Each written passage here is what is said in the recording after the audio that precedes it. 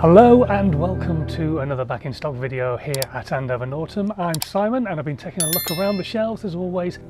Okay, first up this week is part number 132114. That's the decal set in gold for the Commando 750 petrol tank and side covers, all in vinyl. They're £14.34 including VAT. Then we've got the fixing kit, bolts, nuts and washers for a pair of rear suspension units on the Commando 750 and 850 from 1968 to 1974.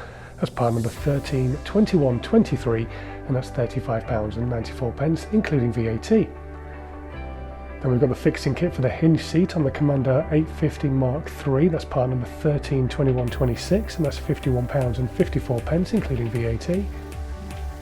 And part number 065186, that's the footrest hanger off on the left hand side of the Commando on the 850 Mark III, and it's chrome plated and that's £191.94 including VAT.